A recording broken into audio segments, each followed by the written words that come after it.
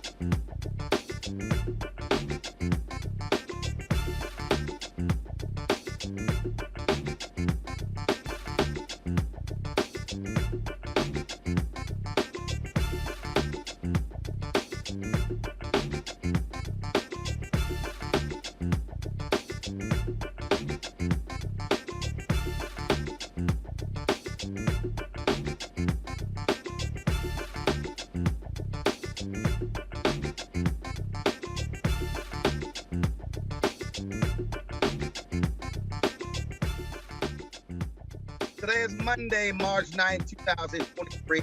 Up on Roland Martin, streaming live on the Black Star Network. So, Republicans talking about woke. The majority of Americans no problem with woke. We'll talk with the pollster about the poll showing that Republicans are blaming diversity, equity, and inclusion for the train derailment in Ohio. Really? And continue to say that.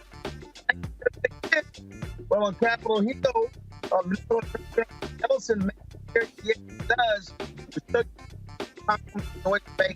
all that more on Roland Martin Unfiltered on the Black Star Network. Let's go. He's got it.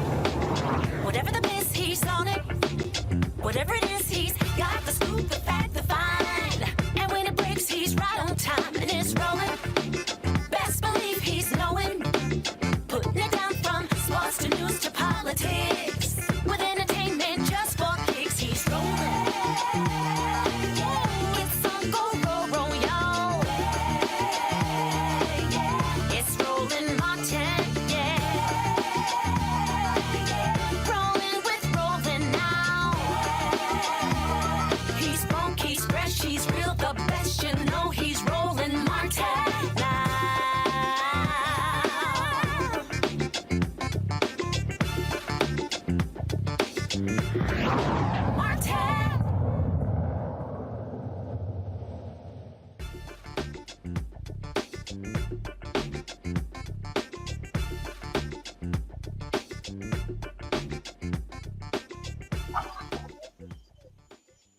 All right, folks, all we've dealt with over the past couple of years has been the consistent attacks by Republicans on woke. Now, what they've done, which I've warned y'all about, they have tried to label everything woke.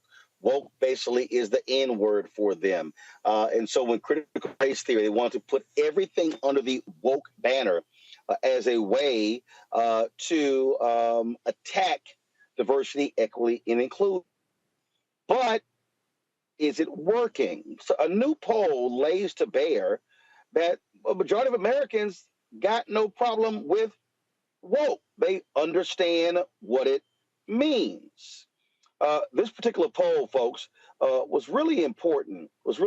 Because it lays out exactly where we stand. A USA Today IPSOS poll found Americans, divided, but a majority actually understand exactly what it means and what the goal is.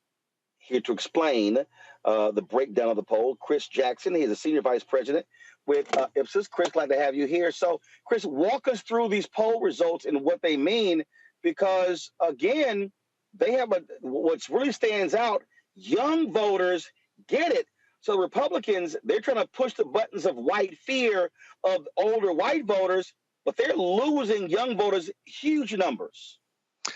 Yeah, I think what this poll shows is that for most Americans, this is a little bit of a sideshow. For most people, they're focused on practical concerns like how are they going to pay their bills? How are they going to get their kids to school?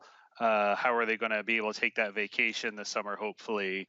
So the whole woke scare or the woke politics scare, it doesn't seem like it's necessarily broken through to a majority of Americans. Indeed, our poll finds that only about half of Americans consider themselves familiar with the term. Most, the equal numbers say that they're unfamiliar. They don't really know what it means. And then when we ask a little bit more detail, if they would consider it to be an insult or compliment, we see Americans are sort of roughly divided, about 40% saying they'd say it's an insult, 32% saying a compliment, about 20% saying they don't know what it means. And then when sort of given statements to sort of say, okay, well, what does it mean to you? The majority, 59%, say that it means to be informed, educated, or aware of social injustices, versus the sort of Republican framing to be overly politically correct and police others' words. So what we're seeing is that most Americans aren't really engaging, and in that sort of lack of knowledge, people can sort of put in whatever they want into that term. And indeed, you see people like Florida Governor Ron DeSantis putting very negative spin on the term woke, and people are responding to that.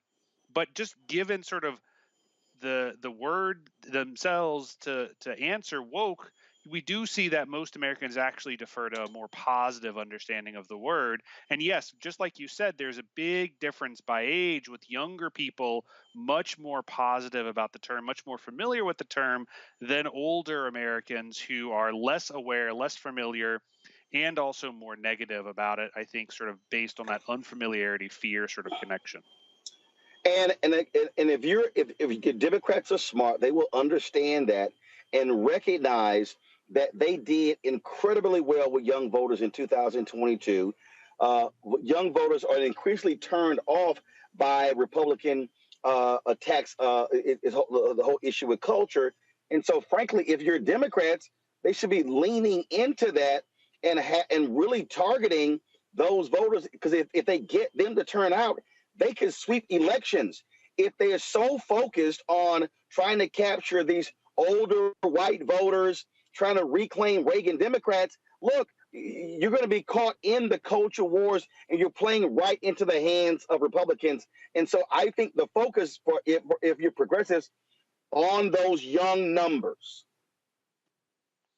Yeah, I think one of the things that this poll illustrates, and a number of other polls that we've done on similar topics, is that it's actually a very small sliver of the population that cares strongly about these issues. The large majority of the population are relatively agnostic on the topic. And indeed, it is something like 10, 15% that is opposed to sort of the concept of woke, that sort of sees it very negatively, that feels that sentiment very strongly and is driving that. And then there's a larger group that's sort of just responding to the rhetoric, right? They're just, oh, well, that sounds bad, I don't like it, but they don't really know anything about it. And I think on the Democratic side, there's a sort of a smaller cohort of younger people who do care strongly about the issue, and then a larger cohort of Democrats who aren't really as clued in, because again, they're focusing on sort of those kitchen table issues, paying their bills, things like that. Because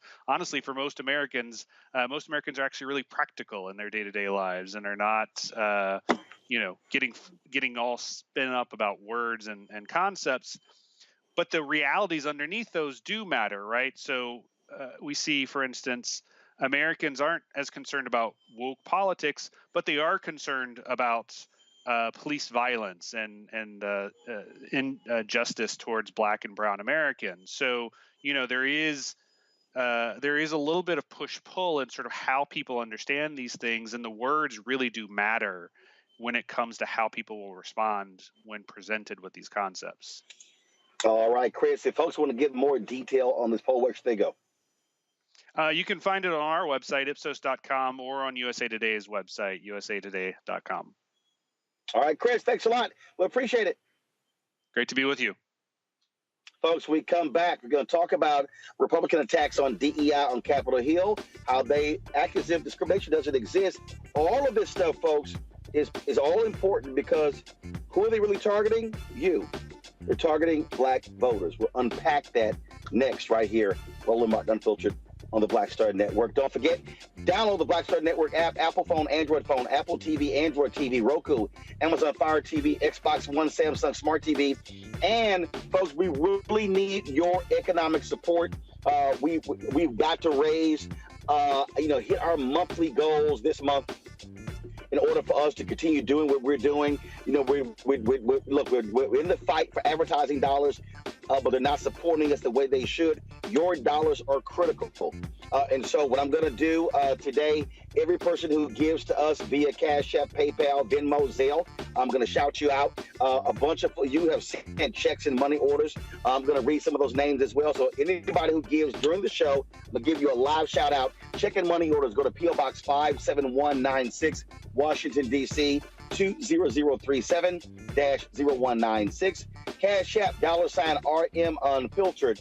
PayPal is R Martin Unfiltered. Venmo is RM Unfiltered.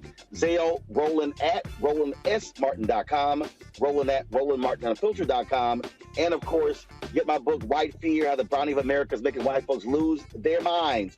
Available at all bookstores, Barnes & Noble, Amazon, Target. You can also download a copy on Audible. We'll be right back. On the next Get Wealthy with me, Deborah Owens, America's Wealth Coach, we've seen the headline.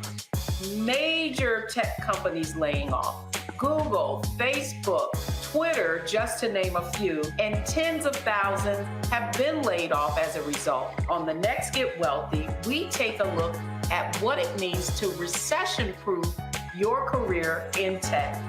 Joining me will be Kanika Tover, and she's going to be sharing exactly what you need to do to turn anxiety into achievement. Shifting our mindset to thinking that only opportunities exist in big tech is something that we're going to have to shift fast, because there's so many opportunities that are out there that we have to change the way we were thinking about our careers. That's right here on Get Wealthy, only on Black Star Network. A lot of these corporations or people that are running stuff push black people if they're doing a certain thing. What that does is it creates a butterfly effect of any young kid who, wants to leave any situation they're in, and the only people they see are people that are doing this. So I gotta be a gangster, I gotta shoot, I gotta sell, I gotta do this in order to do it. And it just becomes a cycle. But when someone comes around and is making we don't, they don't want to push it or put money into it. So that's definitely something I'm trying to fix too, is just show there's other avenues. You don't gotta be a rapper, you don't gotta be a ball player, you can be a country singer, you can be an opera singer, you can be a damn whatever, showing the different avenues. And that is possible, and it's hard for people to realize it's possible until someone does.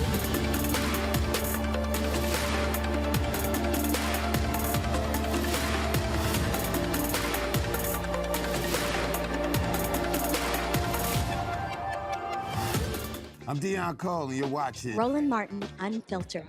Stay woke.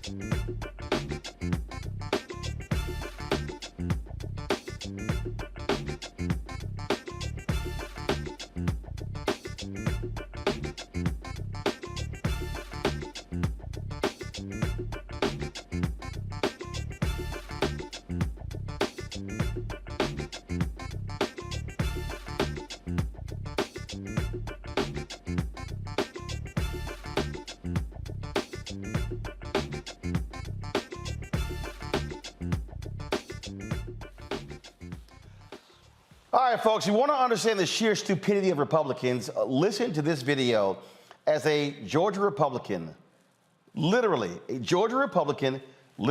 blames diversity, equity, and inclusion for the Ohio train derailment. Watch this. Thank you, Madam Speaker. I rise today to demand accountability. Pete Buttigieg has shown that he is unfit to lead the Department of Transportation and must resign immediately. From his first day in office, he has been more focused on diversity training and identity politics than on building and maintaining America's transportation system. He has abandoned his department's mission of improving safety, technology, and efficiency of our infrastructure in favor of promoting diversity, equity, and inclusion initiatives. Case in point, the horrific train derailment in East Palestine, Ohio. Buttigieg took 10 days to acknowledge this incident and 3 weeks to show up and support the community. You know, as Ohioans fled their homes and worried about their health, the Secretary of Transportation was on TV whining about too many white people in construction industries. His policies have continuously put the wokes before the folks, and we are again seeing the consequences. After seeing another Norfolk Southern train derailed this weekend, I was reminded of the fact that the company wrote to shareholders stating that it is focused on DEI. This administration's focus on DEI is forcing private companies to rethink their goals, and one has to wonder, was Norfolk Southern's DEI policies are directing resources away from the important things like greasing wheel bearings? Y'all, this insanity must stop. Speaking of insanity, it looks like Secretary Pete Buttigieg is spending a lot of taxpayer money flying on private jets, but he doesn't want the American people to know where he's going or why. I don't know about you, but I seem to recall a recent Health and Human Services Secretary being forced to resign over the same exact thing. Anyway, why is the DOT refusing to tell the American people how much Secretary Buttigieg 23 flights on private jets has cost them? You know, maybe the secretary should just come to the Capitol Hill and answer these questions for himself. It'd be a cheap trip and it wouldn't require airfare. Either way, it's time for him to resign. That'll allow him time to promote wokeness and take private jets on his own dime and his own time.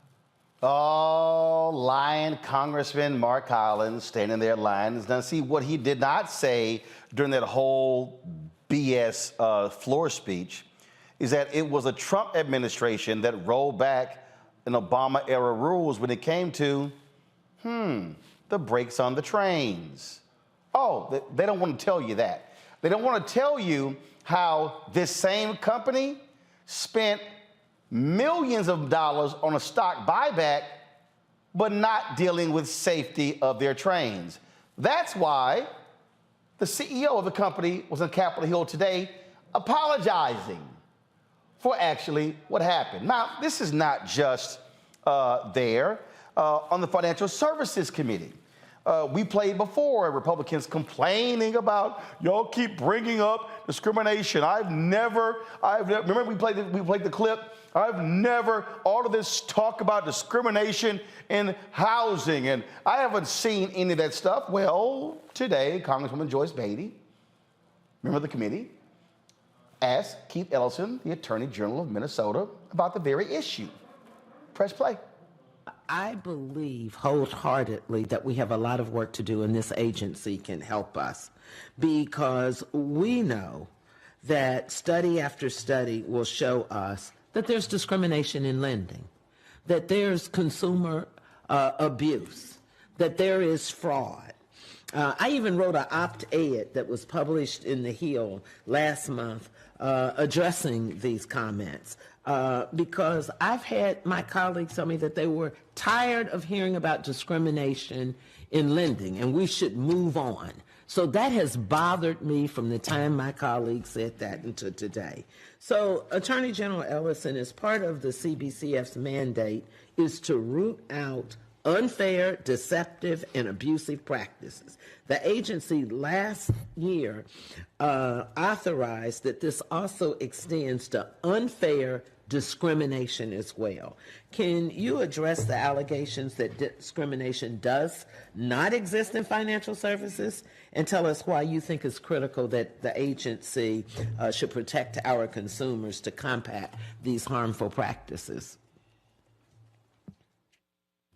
Well, Congresswoman, it certainly does exist, and attorneys general around the country know it, and it is very pernicious in its effects. It involves student lending, it involves mortgage lending, auto lending, and the beat goes on. And what it does is undermine the opportunity for meaningful prosperity, the American dream for women and people of color in our country. And our economy would work better if people were able to receive fair treatment. And let me just tell you, it's not only is it going on now, it's been going on for quite a long time. I'll just say that, you know, for literally hundreds of years, we've seen this disparity, and I'm glad that you're committed to rooting it out. Thank you.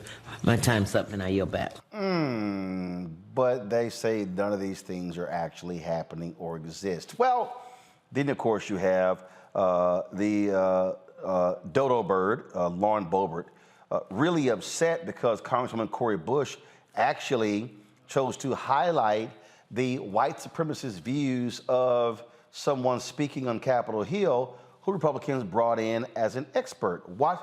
So watch this exchange. I'm not going to play all of it, but just watch this exchange. Thank you so much, Mr. Chairman.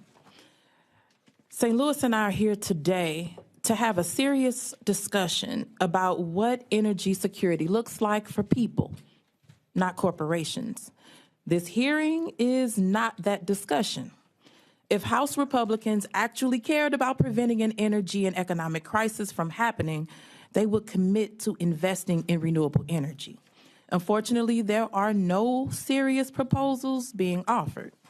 Rising inflation caused by Russia's violent invasion of Ukraine and COVID-19 pandemic-related supply chain shortages, combined with dangerous corporate greed and a reliance on fossil fuels, has left the United States in a tenuous position of expensive, unreliable, and unsafe energy.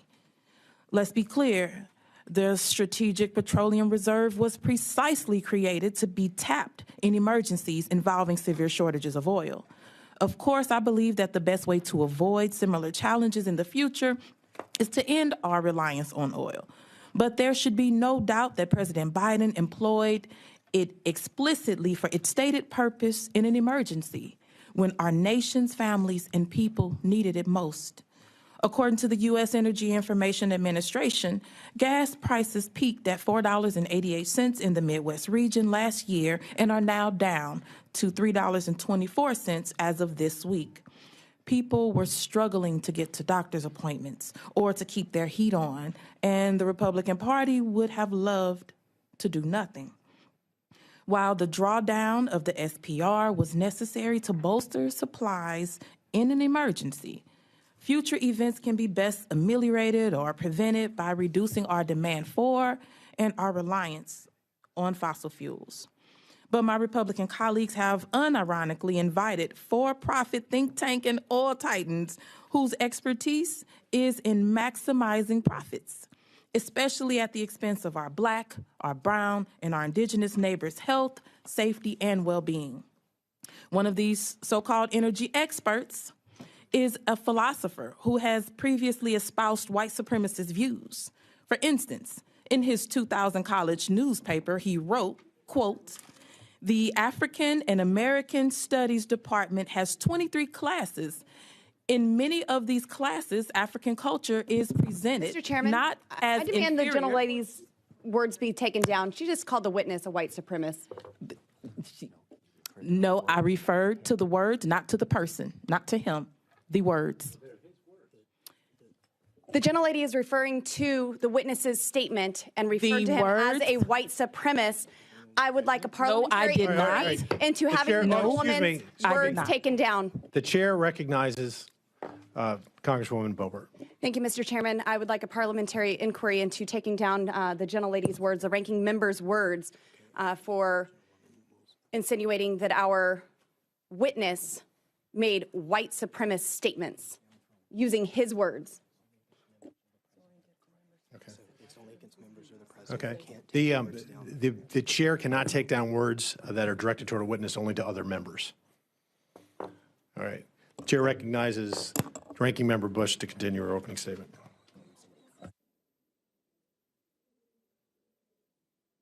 Mr. Chairman, parliamentary inquiry. So I just want y'all to understand with that exchange. We're gonna talk about that with our panel. All of these, how all these things are related, because what you need to understand is exactly what the Republican Party is doing, which is the basis, folks, of my book. Their entire strategy hinges on angering white voters, getting them all fired up, instilling fear in them. Oh, the scary black people and the scary Latinos and the Asians, they're coming after us. And what we need to understand is not to get caught playing their game and being on defense, but going on offense. We'll explain that after we come back on Roland Martin Unfiltered on the Black Star Network.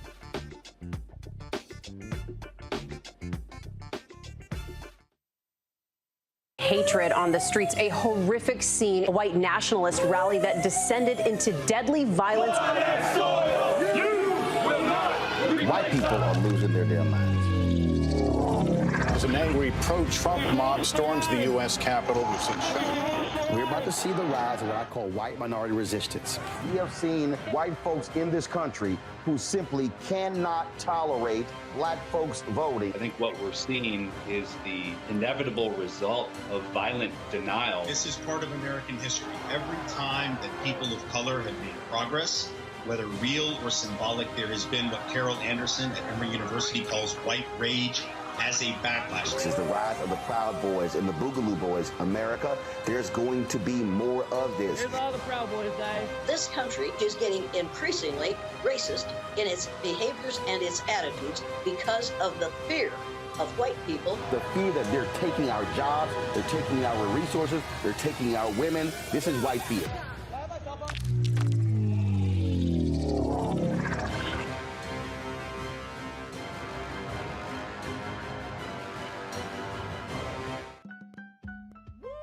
We're all impacted by the culture, whether we know it or not. From politics to music and entertainment, it's a huge part of our lives, and we're going to talk about it every day right here on The Culture with me, Faraji Muhammad, only on the Black Star Network.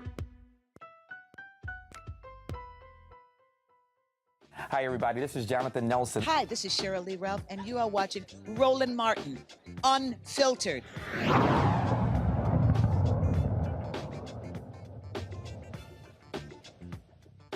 All right, folks, let's bring in our panel. Dr. Greg Carr, Department of Afro-American Studies at Howard University. Reese Colbert, founder of Black Women Views. Also, Erica Savage, founder of the Reframe Brain. So the thing here the reason I'm sort of methodically laying these things out, Reese, is because when, one, black folks who watch the show, or black people out here who are running their mouths, who listen to idiots who talk about not voting, need to understand that the strategy these people are trying to execute actually works. I've said how Moms for Liberty has taken over 10 of the 14 largest school boards in South Carolina. I've talked about how they're solidifying power in these various states where they control the legislature, supermajorities, control the state Supreme Court. And so they're using the racial buttons. Ron DeSantis' entire platform is on stoking white fear. And so when we check out, when we vote at 38, 40, 45, 50% of our numbers, we basically are giving them free reign to do whatever the hell they want to do. And now the Republicans are in control of the House. You see how they want to stop anything and everything dealing with race, dealing with addressing past wrongs, because they are deathly afraid of what is coming down. There's a train coming, and they see it coming. They're like, well, let's see if we can blow these tracks up before this train comes and runs us over. Oh, yeah. Their entire strategy is to deflect and gaslight and cheat their way into staying in, maintaining, and stealing as much power as they can. And, you know, it's easy to kind of look at Florida and just think that that's kind of an aberration with what Ron DeSantis is doing down there, being an autocratic fascist dictator, essentially, who has completely rip to shreds the First Amendment. But the reality is that states like Florida and states like Texas and their educational standards actually have a national impact. We saw that with the AP African American History course, how they revised it based on Florida's and primarily Ron DeSantis' objections to it. And we see that Congress has a very powerful oversight role. It has a very powerful appropriations role. And so when you have Republicans in charge of the committee, a person like Lauren Boebart, and there were 26 Republicans who refused to sign a letter denouncing white supremacy. Just like we saw after the Buffalo horrific shooting that happened, Republicans did not sign off on the resolution that Congressman Jamal Bowman put forth to denounce white replacement theory, great replacement theory. So this is their ball game. They don't have an economic policy that wins. They're not about lowering the cost of insulin, prescription drugs, shoring up healthcare, education, anything like that. All they have is the culture wars. And unfortunately for the rest of us, it's been effective enough for them to take back one chamber of Congress. The thing, Erica, is that the battle is not in D.C. They understand if they control Georgia, Tennessee, Mississippi, Alabama, Florida, Louisiana, Texas, Arkansas, North Carolina, South Carolina, Wisconsin, Ohio. The bottom line is they can run the table because the power, they understand the power's in those states. And so that's why, if you're progressives, you better be thinking, how do you capture that Supreme Court seat in Wisconsin where the court then flips 4-3? Right now, Democrats have a 4-3 majority in North Carolina Supreme Court. How do you protect that and expand it? Because had Sherry Beasley won, they could have had a 2020. They could have had a 6-1 majority. She loses by 400 votes. Now it's only a 4-3 majority. They lose one of those seats. Republicans are now back in control of the Supreme Court. This is where folks have to be playing chess and understanding the long-term implications, and all of these attacks on woke, DEI, and the constant media narrative in the New York Post, in the Wall Street Journal, in conservative media, in Fox News, all the different places. It is to specifically drive white turnout higher. And if we're seeing white turnout go up and we're seeing black turnout fall even by 2-3 points, they win. Yeah, and they're winning. I think one of the things that, we've been doing on this show for the past 5 years is really elevating the message of why it is so important for people to be engaged, not just on election day, but every day throughout the year, because what we see, the proliferation of these conversations that do make it into mainstream media, and then they have people that come on and they talk about these stories and just kind of make them go longer than they really should. It really is to, as you said, to your point, it's really to infiltrate the ether around, you need to be scared of diversity. Oh my gosh, what does wokeness mean? All of these trigger words that really do cause people to who are non-Black to feel like, well, we have got to protect our standing in this country. But time and again, we're proving that actually better together. So all of that to say, looking at, as we get ready to head into another presidential election, we get ready to head into another election of Congress here in 2024, and we've seen people that have already started dancing around or announcing their desire to run for president, that we don't need get out the vote efforts to start in late 24 or early 24. We need those efforts to start out now, because the depressing of the Black and those people who are non-white vote is constantly happening. It's happening through memes. It's happening through short takes. And people don't have the time. People are raising their families. People are not watching the news the way they used to. People have cut the cable cord in essence. So there is this, except for those of us that are engaged in politics, people are divorced really from the things that are happening. Like, I'm willing to bet not many people did see that clip of Cori Bush, that exchange between her and Lauren Boebart, except for it being played here on Roland Martin. and of course on other networks to really kind of bolster this message of, oh, look what's happening, something like a reality show type of snippet. But what is actually happening is there are constant attacks on democracy. And what we have, which is so precious, something that is being picked on through voter suppression efforts that come through legislation, that come through closing of voter polls, whether those be on college campuses or in areas where we know that large swaths of Black and people of color go to vote, shutting down of souls to the poll, things like that continue to happen. That what's essentially the messaging is that you don't need to vote, your vote's not important, or you need to continue to strive to vote.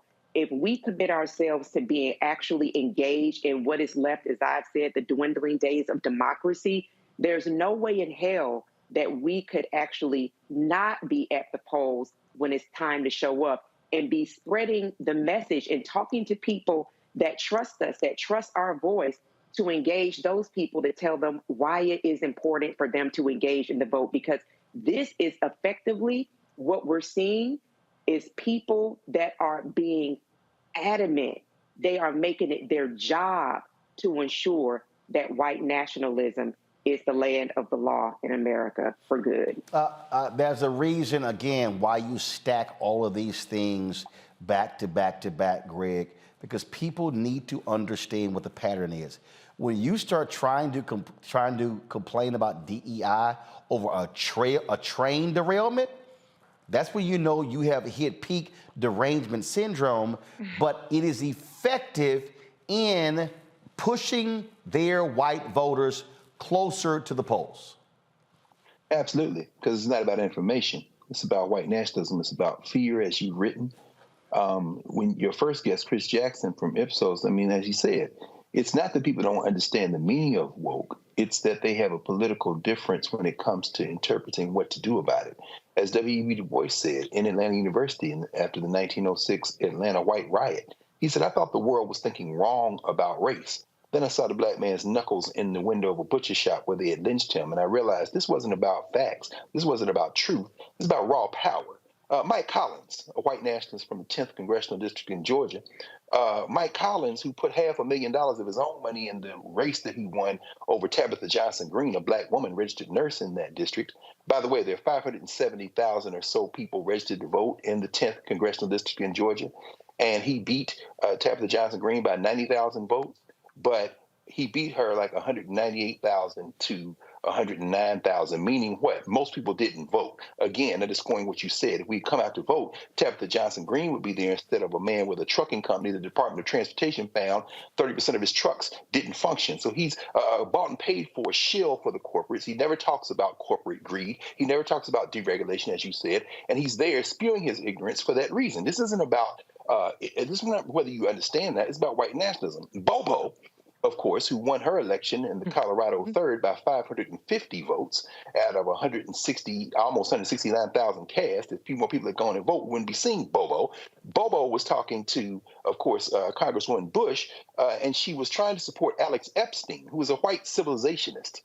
Epstein's remarks that Congresswoman Bush was talking about basically say that Western civilization is superior to African civilization and all other civilizations. And of course, he's right. He's right if you're a white nationalist. And so when Bobo, who can't spell the word civilization, probably can't spell Alex or Epstein, and might have a problem with her own last name, if it weren't tattooed somewhere, probably on the small of her back, is not trying to demonstrate intelligence. She's trying to demonstrate raw power, finally underscoring the point that you're raising, Roland. This is about raw, naked power, and it requires a response that is grounded in raw, naked power. Organizing, voting, demonstrating, protesting, supporting our institutions, and overwhelming these people, because you're not going to win an argument based on the facts. You're going to win an argument based on power. Folks, we're going to go to a break. We're going to finish this topic when we come back. And again, why am I laying these pieces down as if we're laying bricks on a road? Because trust me, everything that you're hearing us talk about, you're going to see in 2024. Everything. You're going to see these attacks in ads. You're going to see these attacks on social media. And it's going to be in every single issue. It's going to be in the issue of crime. It's going to be in the issue of resources. You heard Collins there talk about Buttigieg on television complaining about whites in construction jobs because they do not want to see us advance, because they believe every job is their job. They believe that this country is their country. You're watching Roland Martin Unfiltered on the Black Star Network. Next on The Black Table with me, Greg Carr. We featured the brand new work of Professor Angie Porter, which, simply put, is a revolutionary reframing of the African experience in this country. It's the one legal article everyone, and I mean everyone, should read. Professor Porter and Dr. Valencia Watkins, our legal roundtable team, join us to explore the paper that I guarantee is going to prompt a major aha moment in our culture. You crystallize it by saying, who are we to other people? Who are African people to others? Governance is our thing. Who are we to each other? The structures we create for ourselves, how we order the universe as African people. That's next on The Black Table, here on the Black Star Network.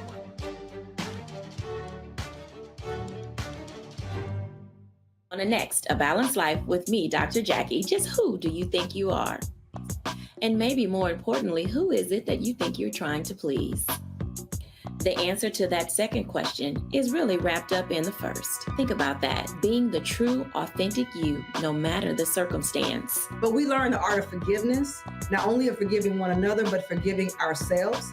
And we also learn how to love ourselves so that we can love each other. That's next on A Balanced Life, here on Black Star Network. I'm Deborah Owens, America's Wealth Coach, and my new show, Get Wealthy, focuses on the things that your financial advisor and bank isn't telling you, but you absolutely need to know. So watch Get Wealthy on the Black Star Network.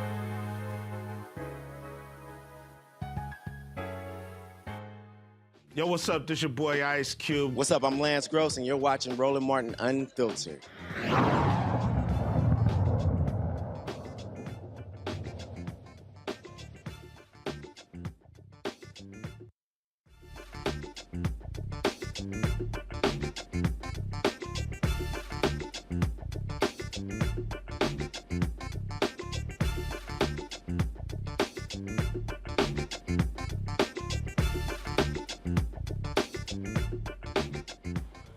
So you might recall when we talked about Christopher Rufo and targeting of critical race theory.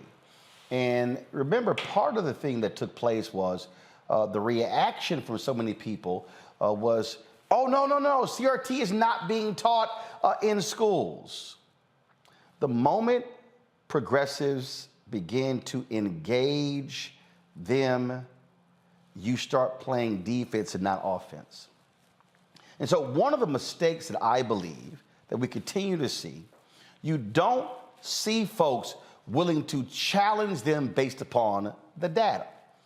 I told you when I did Patrick Bet-David's podcast, he said I was playing the victim, talking about the issues of discrimination in home appraisals.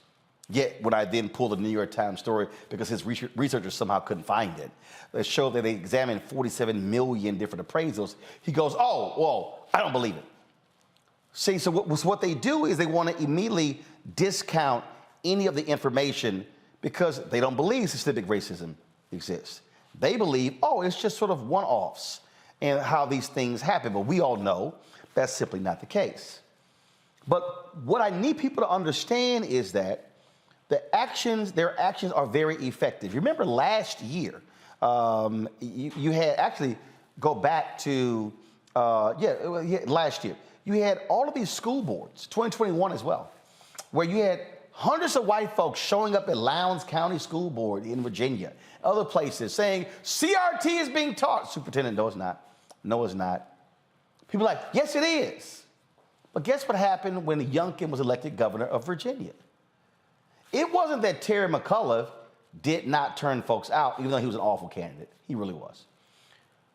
The difference is that the white turnout increased. It increased. That's how Youngkin was able to win. So what's happening this year? Well, this year in Virginia, this year, not 24, everybody listen to what I'm saying. This year, all offices in Virginia, statewide offices in the House and the Senate, are up for election. Listen to what I'm telling you. See, we spend so much time focusing on, is Biden going to drop Harris? Biden's too old. Why is he running? Y'all, that's 2024. Right now, in 2023, there are school board elections, city council elections, state Supreme Court elections, state rep, state Senate, county elections. You've got a runoff for mayor in Chicago in a few weeks. Will it be Brandon? Will it be Paul? You've got all sorts of races going on. And yet we are sitting here so focused on 2024, yet we are ignoring what is sitting right in front of us. Because when you control the school board, you control the curriculum, who gets hired as teachers, bonds, bond election. You control all of that. You control who is superintendent. And so what I need our folks to understand is that they are executing an agenda methodically, and they are organized, they are mobilized, and it's being funded. As far as I'm concerned, on the left, Democrats and progressives, and yes, black folks, are our black organizations as organized and mobilized? Are we understanding the funding battle as well? Or are we spending so much time talking about BS on social media and not understanding that our future well-being is literally predicated on who is sitting in public policy? And I'll make this last point before I go back to my panel. Play the mic, and I want y'all to listen to it. Play the Mike Collins clip again, because I need you to understand what he's really trying to say in this clip. Play it, and we'll break it down. Thank you, Madam Speaker. I rise today to demand accountability. Pete Buttigieg has shown that he is unfit to lead the Department of Transportation and must resign immediately. From his first day in office, he has been more focused on diversity training and identity politics than on building and maintaining America's transportation system. He has abandoned his department's mission of improving safety, technology, and efficiency of our infrastructure in favor of promoting diversity, equity, and inclusion initiatives. Case in point, the horrific train derailment in East Palestine, Ohio.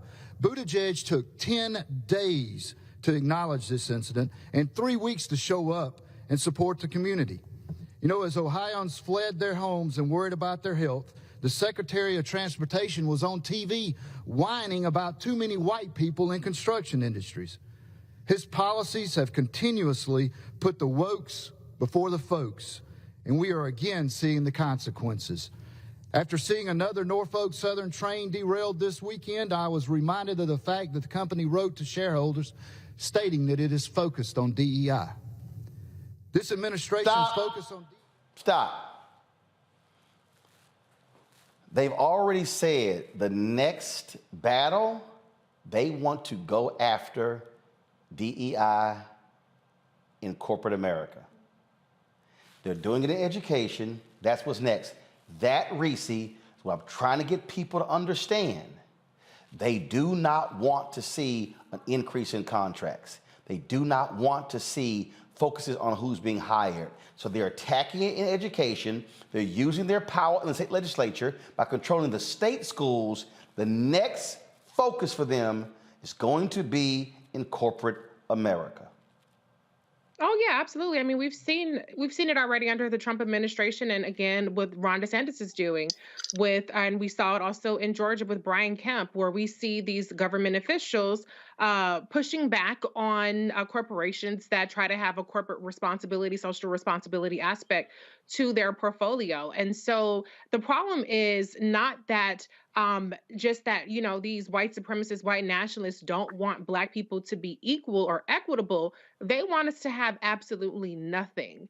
That's really the problem. And so this is about stripping away our citizenship when it comes to women, our autonomy, our bodily autonomy, a number of things. And so people should absolutely take these very chilling warnings seriously. But unfortunately, much of the country is asleep at the wheel. Erica and Greg, I want people to go to ProPublica. They have a story about Leonard Leo. He, of course, was the architect behind the Federalist Society, getting Republicans to have a 6-3 majority of the Supreme Court.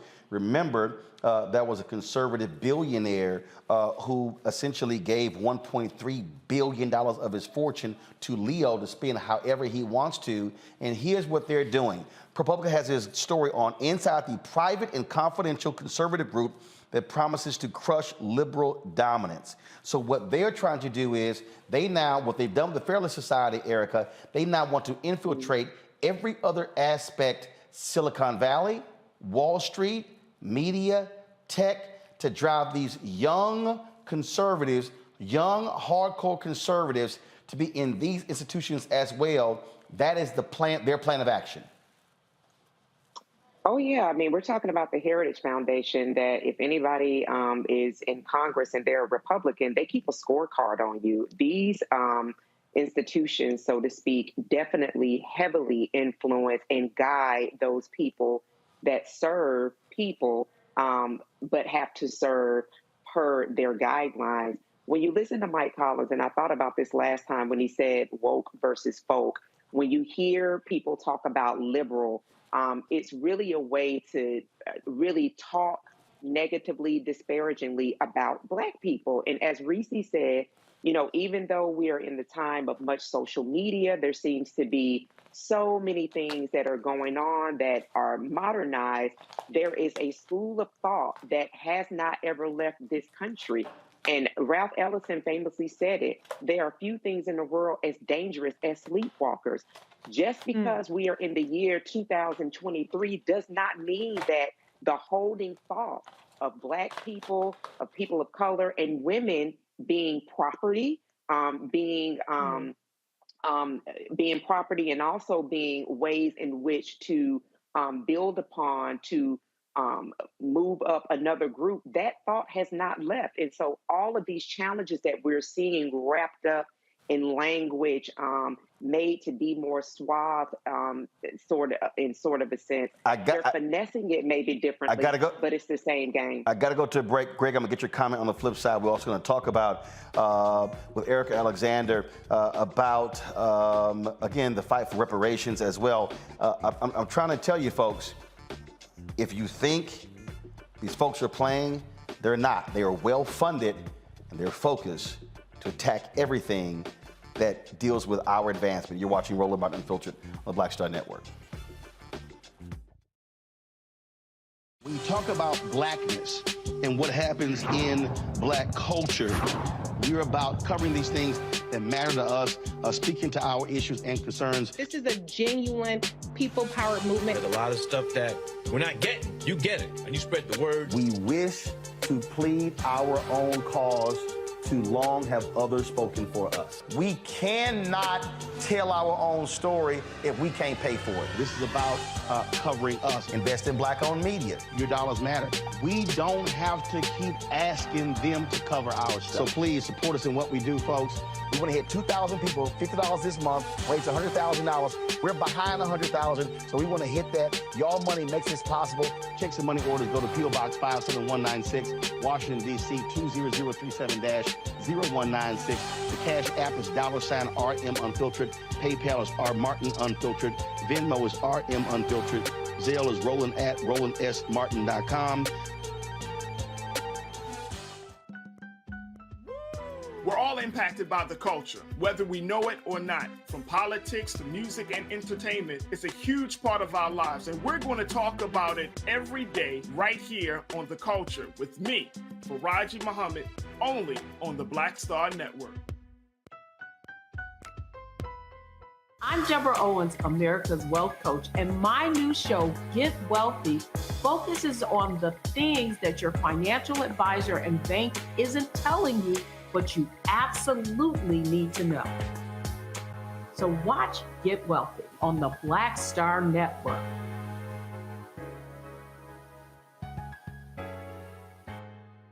Hey everybody, it's your man Fred Hammond. I'm Deion Cole, you're watching Roland Martin, Unfiltered. Stay woke.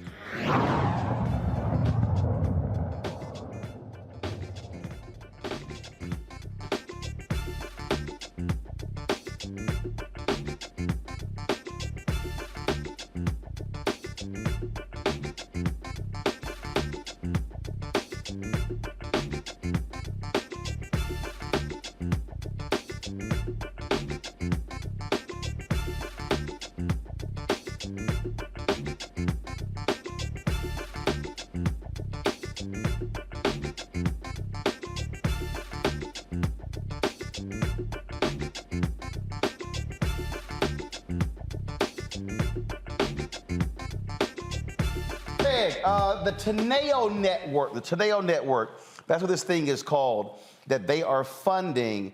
And again, it's the networks of conservatives that can roll back liberal influence. Go to my iPad, please.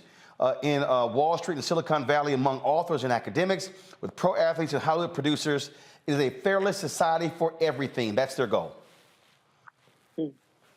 Yeah, absolutely. I mean, and Leonard Leo is the very well-known Comanche. The New York Times did an article back in October, I think it's the 12th of October, where they trace his influence, Vice President of the Federal Society, directly responsible. We go back to Jeff Toobin talking about Leo back as early as 2017. This activist who is, Toobin says, is responsible for, at that time, a third of the Supreme Court, Justice McDonald Gorsuch, because Leo and Mitch McConnell are very close. Also, Clarence Thomas, of course, whose wife, the insurrectionist, still runs around unimpeded. And John Roberts, you see the hand of Leonard Leo. Now, Leo's not a rah-rah kind of Trumpist. He's closer to McConnell because he knows he doesn't need to be very, very loud. In fact, I said John Roberts, I meant Sam Alito, the chef's kiss of white nationalism on the Supreme Court.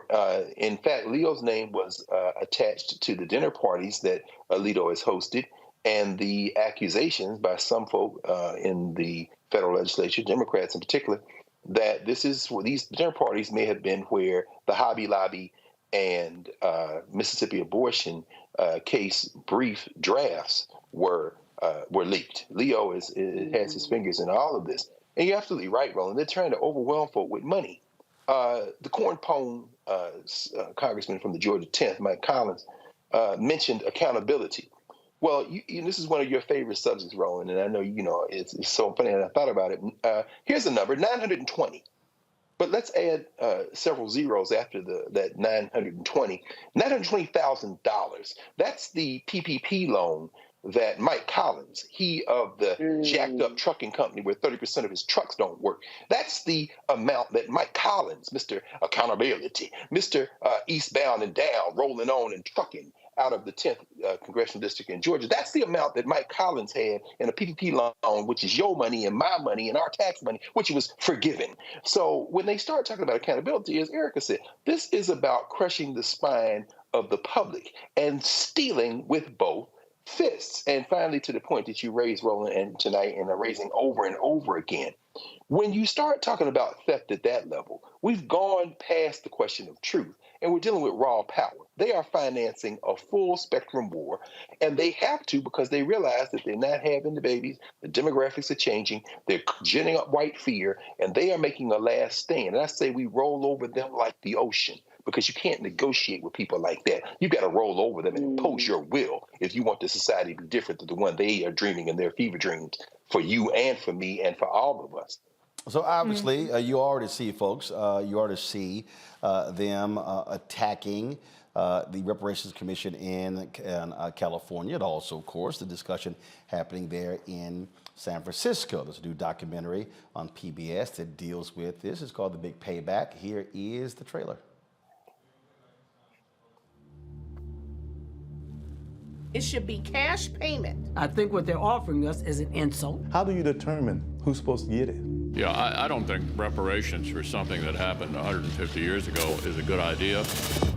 HR 40 is we're pushing very hard. There's been a lot of debate and discussion about the bill. This is a proposal for reparations for the institution of slavery. Yes. The institution of slavery has never gone away.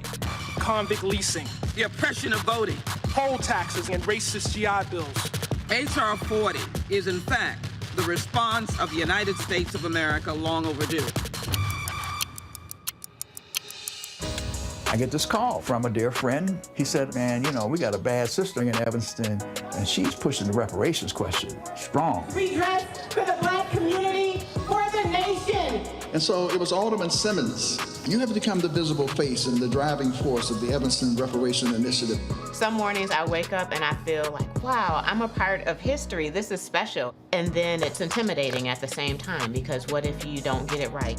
The greatest hurdle is the political will to make it happen. And Alderman Simmons made it happen, gathering a lot of evidence, specifically implicating actions of the city. This program, as it is incomplete. I don't know why they would be given more status than any other group of people. People have been extremely nasty to me. You don't give them money and then tell them what they can do with it. You cannot pay my grandfather back. He's dead. Give us what we're due. I don't think it's going to go too far or anywhere.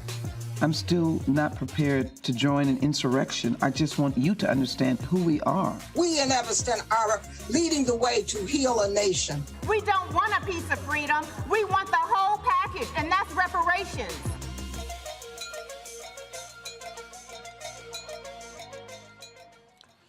The co-directors of the documentary, Erica Alexander and Whitney Dow, they have been holding conversations, or plan to, at HBCUs across the country. These student-led conversations. One has already been held at Bennett. Glad to have both of you here. Erica, how do you think these discussions will actually change this conversation to move the ball forward? Well, thank you first, Roland, for being having us on, because you're in the movie and you help us make it and your power and credibility. I think that it'll help move it because, well, it's time. There's a lot of people talking about reparations. There are a lot of cities independently, locally doing initiatives around it. Obviously, our film focuses on Robin Lee Simmons, who passed the first reparations tax fund for Black residents in her city. But also, even before that, there's a whole movement that has been stymied and has had obstacles, certainly HR 40 in committee with Sheila Jackson Lee. But we're just trying to add, I guess, a conversational tool and debate to it so we can look at it with more information, because a lot of people talk about reparations but don't know anything about it. You know, Whitney, the thing that I've had these debates on the show numerous times, and at the outset of the show, I was talking about why, when you talk about public policy and why voting, those things are connected. And there are a number of people who say, cut the check or I won't vote. And I keep saying, but who do you think is going to cut the check? It's the policymakers. So it's sort of irrational to act as if you don't change the policymakers, then you're not going to get a change in policy. How do you deal with that again, where where folks are saying, well, if one doesn't happen, I won't do the other. But if you don't do the other, then what you want ain't gonna happen. Well, you know, Robin Lee Simmons, the subject of our film, is the object lesson She was voted in by her constituency in the 5th Ward of Evanston, Illinois, and she cut the check. Without her, without a woman who represented the community of Evanston, the Black community of Evanston, there would not be a reparations program in Evanston, Illinois. So she's a perfect example of that. And on that point, Erica, and again, so you're having these student-led conversations. When you look at voting numbers, those who vote the most are 65 plus, then 55, then 45 to 55. When you get to 18-29, those numbers are a lot lower. So when you're having this, so how is that conversation going how did they go at Bennett with these students when this comes up to say, okay, you want reparations, but you got to be voting your numbers, and you got the numbers if you use them. Yeah, that's a powerful thing. I don't know if young people know really how much power they have. They would use it. Certainly, I believe that we were success at Bennett.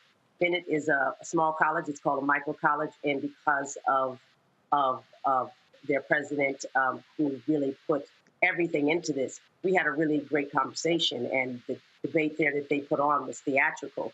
And Suzanne Walsh will always be grateful to her for that introduction. But again, we're doing a lot of education, because what you're talking about in voting, voting your numbers, knowing your power, that would be great. But if they knew that behind that, they could actually initiate change, and not just a personal admission or apology for payment or monetary proof, but also convincingly change their lives and the lives of their children, which they can't imagine right now because they're in school. So I don't know. I mean, right now, we're just trying to get people to have a conversation about stuff that they really know very little about. And when you're addressing reparations at all, it's a huge history lesson. Pain and suffering, but a lot of resilience.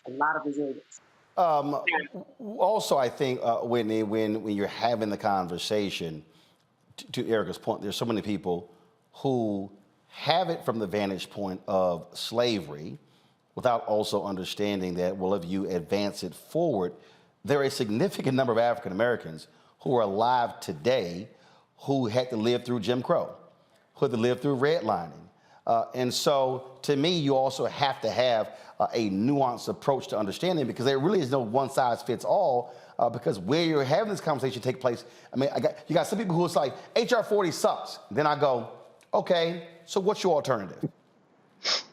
And so and again, they sort of get mad at me, and I said, guys, this is real simple. I've covered politics a long time. I said, the number in the House is 218. If you don't get the 218, you ain't having a conversation. Number in the Senate is 60. Then you got to get it past the president. I'm like, guys, it comes down to federal level. It comes down to, can you count? It's counting. Can you get votes? I'm like, rhetoric is one thing, but when you have folks who are attacking Chief Jackson Lee by saying, oh, the bill sucks, it don't go far enough, I'm going, okay, please tell me how you're going to advance your bill to get 218 votes. I'll wait.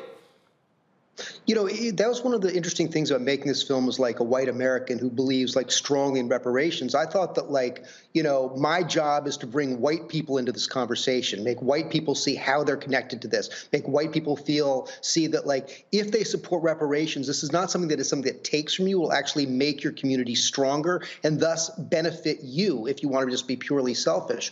What was so surprising to me is the deep divisions and complications in the Black community thinking about reparations, just what you're describing. And I don't really there's sort of this big divide between sort of the ADOS movement and the Freedmen movement, who say that reparations should just be for the descendant of enslaved Americans. There's people who look at it at different ways and say it should be more Pan-African. And I always say why do you have to debate this? Why can't you let a million flowers bloom? And that what if every community, just like I think about it in terms like marriage equality, that every community figured it out for themselves and saw that it was important for their community to have sort of equality of marriage, that if you take that same approach to reparations and kind of socialize the idea within these communities, that's how you're going to get to the national level. Rather than like fighting all these like micro battles, let's talk about the big goal and everybody push towards the big goal. Gonna go to break. Greg Carr cannot wait to get in on this. I see you, Greg, shaking your head there. He is being engaged in a lot of these battles and discussions, and we'll pick it up on the other side. Folks, don't forget, if you're watching YouTube, hit the like button.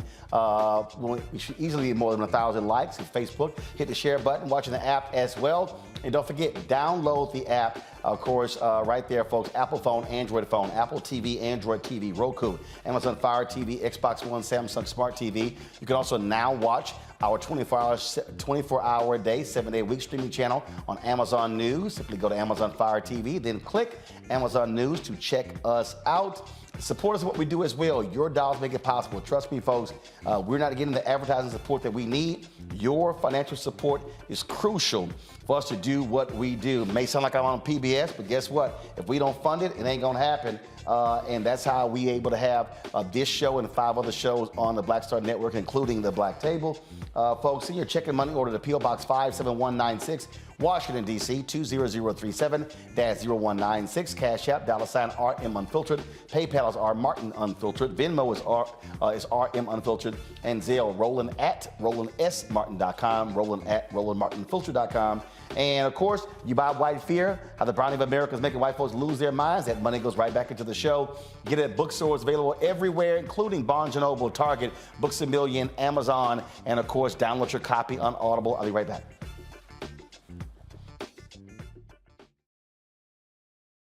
A lot of these corporations or people that are running stuff push black people if they're doing a certain thing. What that does is it creates a butterfly effect of any young kid who, wants to leave any situation they're in, and the only people they see are people that are doing this. So I gotta be a gangster, I gotta shoot, I gotta sell, I gotta do this in order to do it.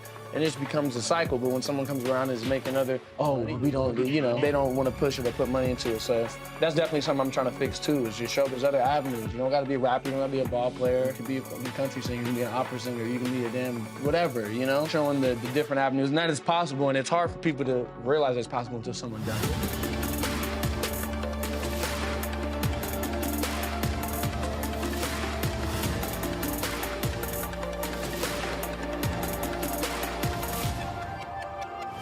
Black Star Network is here. Oh, no punch! I'm real revolutionary right now.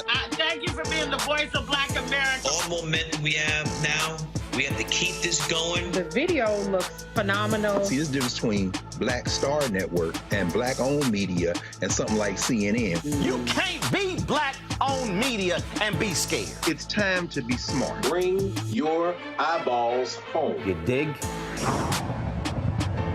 Pull up a chair, take your seat at the Black Table with me, Dr. Greg Carr, here on the Black Star Network.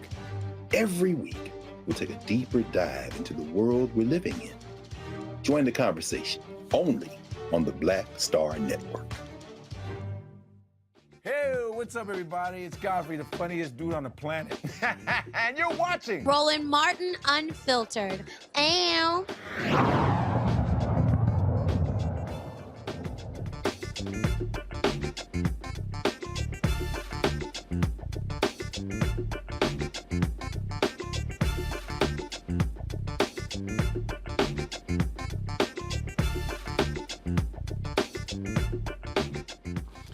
The PBS doc is called The Big Payback. Whitney Dow, Erica Alexander, they're the co-directors. Greg Carr, I saw you shaking your head over there. I know you could not wait to get in on this conversation. Go right ahead.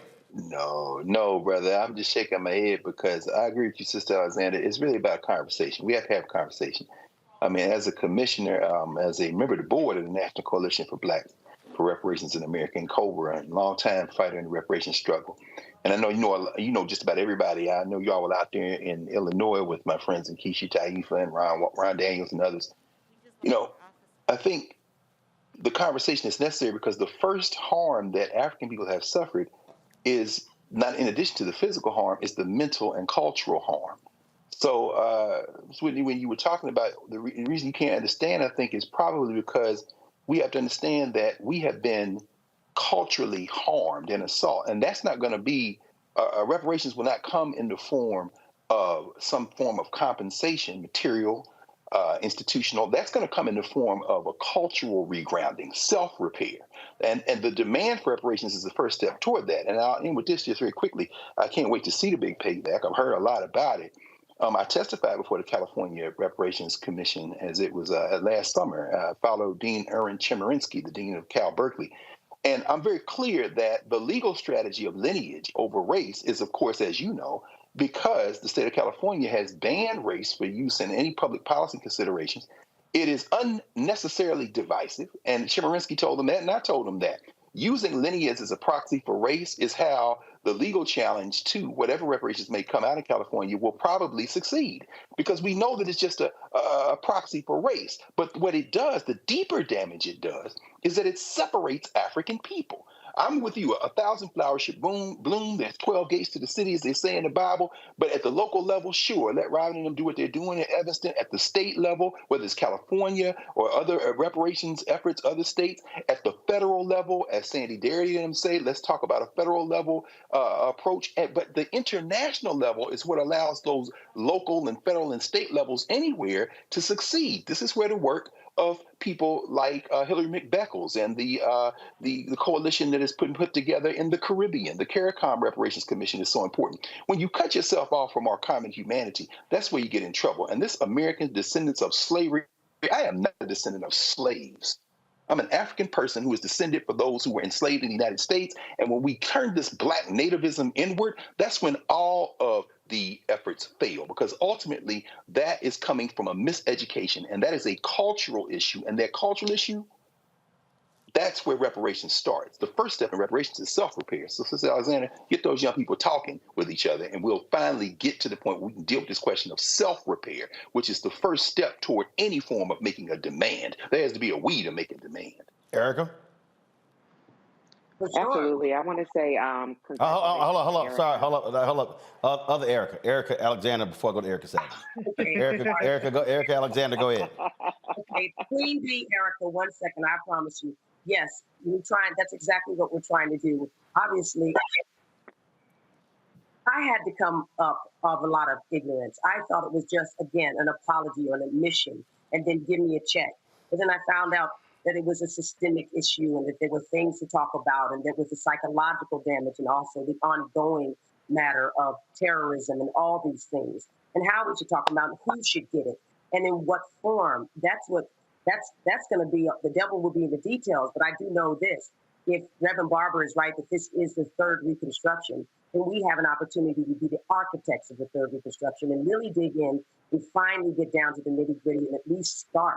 Do something, sign an executive order so the study can move forward, and make sure that these young people and everyone, white, everybody can have as much knowledge and find out what makes America what it is, and really start to get restitution to the people who.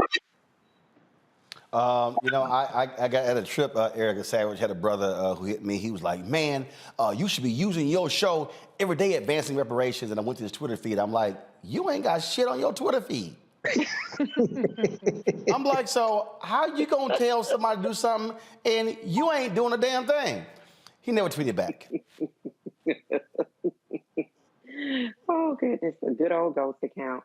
So I wanted to say congratulations to Erica and to Whitney. It's always good to see the Maverick is still about her business. My question for you, my question for the both of you is that you have an upcoming tour at North Carolina A&T March 21st. I would highly encourage parents, students, guardians, people that have students that are Aggies to please attend that at Harrison Auditorium. But you mentioned Bennett College. I believe that was your first stop. What has been the response of the students that you all have seen on your tour thus far? Has it been questions, listening, maybe not knowing what reparations is? What does that look like? When you want to answer first? Yeah, I mean, what's been interesting is that it's just what you said. There's like Like any sort of subject, you think you know it till you dig into it. And I think that what was really interesting for the Bennett students is to realize how complex the reparations history is in America and how complex the discussion is. Because just as you were saying earlier, this idea of that I kind of take this position where what Robin did is she didn't parse the details of the reparations program. She said, let's all agree that it needs to be done. And I really feel like that's sort of like that's like the real starting point, that white Americans need to agree that this is something that needs to happen. We need to like agree to earmark the money. And if we spend the time hashing out all the little fights, we're not going to get there. And so that was sort of the beauty of Evanston. They agreed to be done, then they worked out the details of it. But I think that for the students, one of the things that we've seen is that they're really interested in digging into, especially because we're going to HBCUs, the different manifestations of it and understand different channels of how you can run it down, because it is such a complex problem. So I'm always like, it's so, in some ways, it's like, you're like, as a white person, you're like, God, my job is so simple. I just have to convince other white people to get on board this train, where I don't have standing to tell Black Americans what it should look like. I just need to support the effort to make it happen. Also notes, Erica, that the students are excited. They are.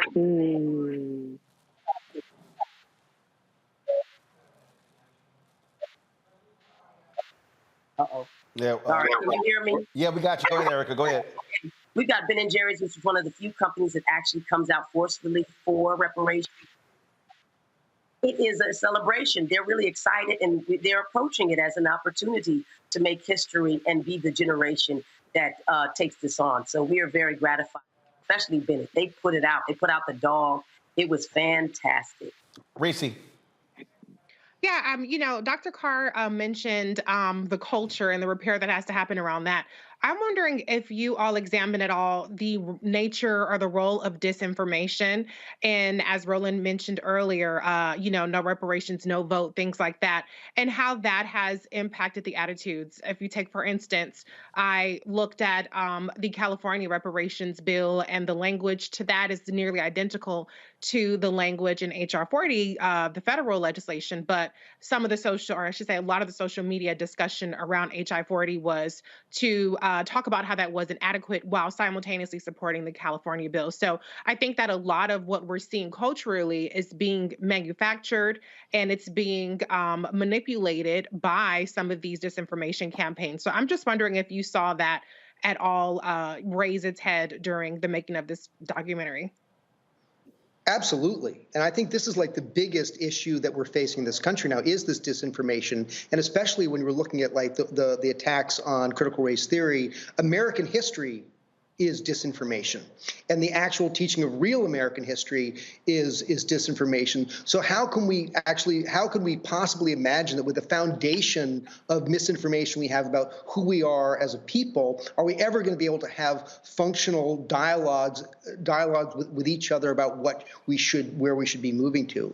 But I think especially what was so clear is that the people who were against it were constantly taking straw men that had nothing to do with the debate, that would take the focus off of moving the work forward.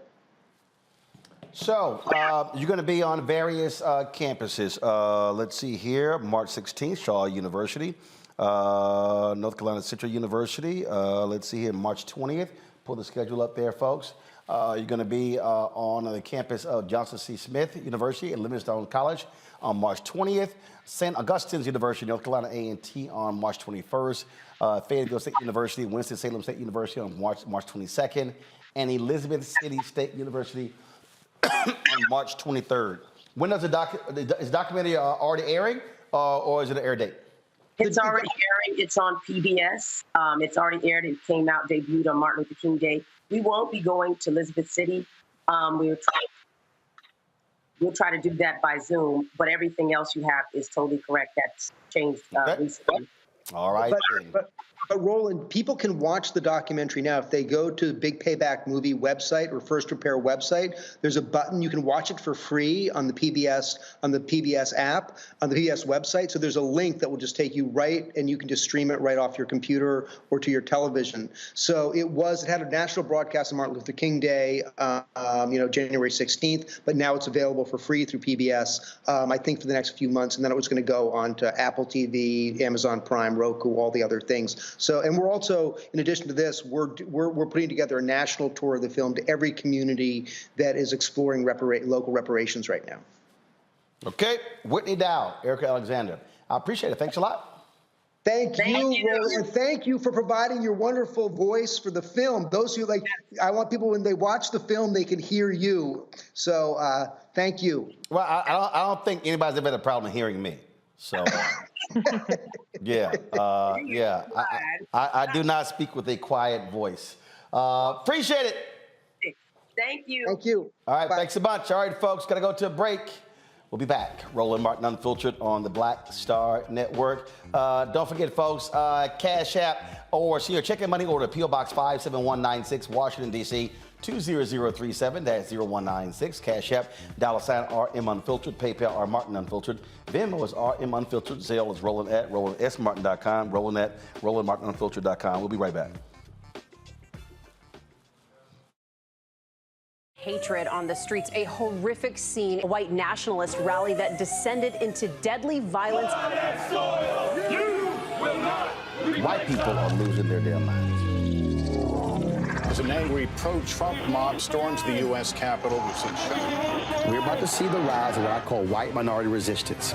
We have seen white folks in this country who simply cannot tolerate black folks voting. I think what we're seeing is the inevitable result of violent denial. This is part of American history. Every time that people of color have made progress, whether real or symbolic, there has been what Carol Anderson at Emory University calls white rage as a backlash. This is the rise of the Proud Boys and the Boogaloo Boys. America, there's going to be more of this. Here's all the Proud Boys, guys. This country is getting increasingly racist in its behaviors and its attitudes because of the fear of white people. The fear that they're taking our jobs, they're taking our resources, they're taking our women. This is white fear.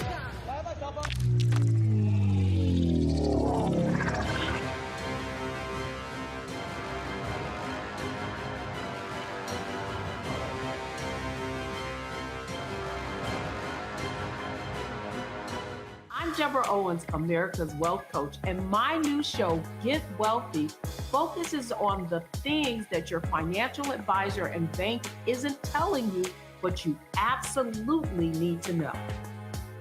So watch Get Wealthy on the Black Star Network.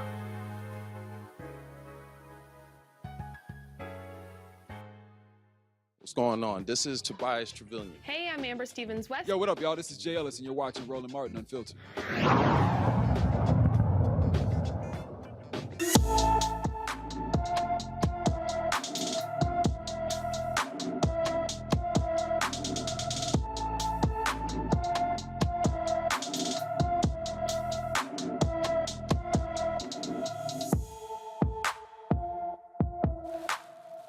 Micah Verser is missing from Mablevale, Arkansas. The 15-year-old who disappeared on February 10th is 5 feet 6 inches tall, weighs 120 pounds, with brown hair and brown eyes.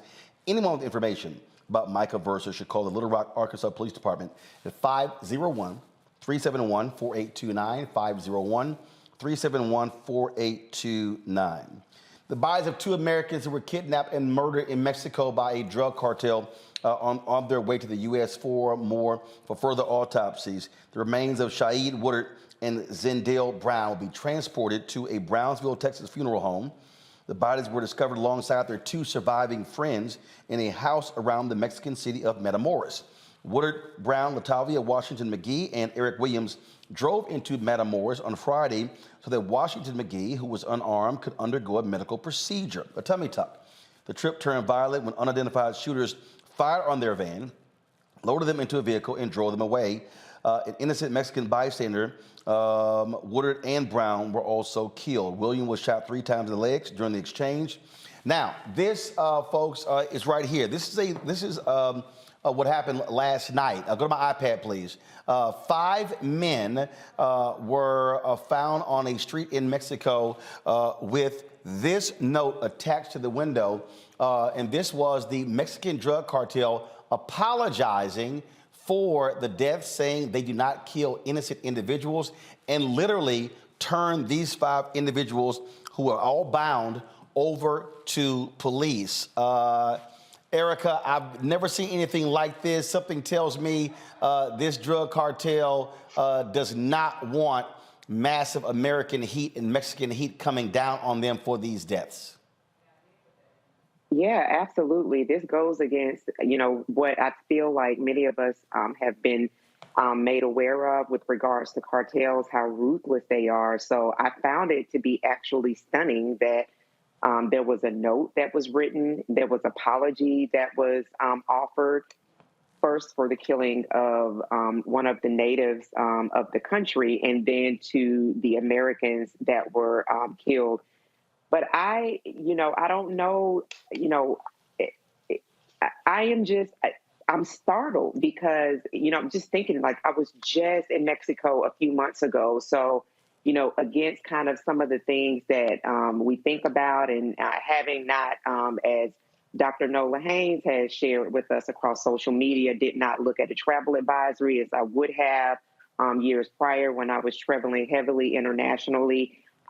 It really did give me pause with regards to any further travel to Mexico. So I would, not on behalf of, but just really lift what Dr. Nola Haynes has offered us by way of social media, in that if any of us are going to be doing any travel specifically out of the country, to please look at the State Department's travel advisories, just so we could have an awareness of what's happening. But definitely, these 4 people that were traveling together should not have sustained the trauma and the death that they did sustain. Particularly, it seems like this event happened in broad daylight, and that also led me to think about, what did people think was happening when they saw people effectively being kidnapped and traumatized in broad daylight? If you're in Mexico, you do not pay attention. You keep it moving. Reese, what's interesting is that there was supposed to be 5 people. One of them got held up because of paperwork. I'm sure they're thankful for that. Right. I mean, as Erica just stated, there are travel advisories out there, and this is not to victim shame or anything like that, but we do have to be mindful of the regions. Even within countries, there are varying degrees of safety hazards. Some areas in Mexico have a crime and kidnapping advisory as opposed to just crime. So, but I do think that the whole focus, and you haven't made this focus, but others have, on the issue of one of the young ladies going there for a tummy tuck. That's irrelevant. A tummy tuck is not a death sentence. And, it just is, to me, I think that veers it into a sleazy way of victim shaming. The reality is this was a brutal, ruthless killing from the cartel. And this whole turning over of these alleged assailants, is nothing more than a strategy to avoid severe military intervention. That's what they're trying to do. So this is about self-preservation, not about a moral code of ethics. Folks, let's talk about Memphis. More than a dozen Memphis Fire and Police Department employees have been charged or fired nearly 2 months after the fatal beating of Tyree Nichols. The Memphis Police and Fire Department have conducted administrative investigations into determining whether employees violated department policies. Additional footage of the horrific January 7th beating, still yet to be released to the public, has resulted in some actions against several police employees. 7 were fired, 3 were suspended, and 1 retired before a hearing could be conducted. Directly following the death of Nichols, 5 police officers were fired and criminally charged, and 2 were relieved of duty. 4 Memphis Fire Department personnel have also been charged as well. That goes to tell you right there, Greg, again, how expansive this is, where it wasn't just those officers involved. It was a wide and deep in the Memphis PD and Fire Department.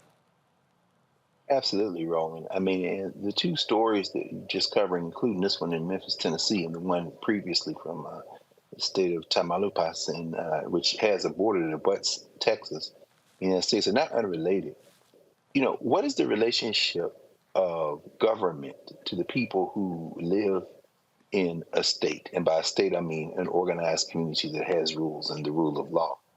Certainly in Mexico, a place with over 130 million people, that it has very diverse regions, where there have been breakdowns in government and where there's been almost a truce for decades between the drug cartels and parts of the federal and state governments in Mexico. You see a situation where the state in many ways has failed to be able to contain criminal behavior.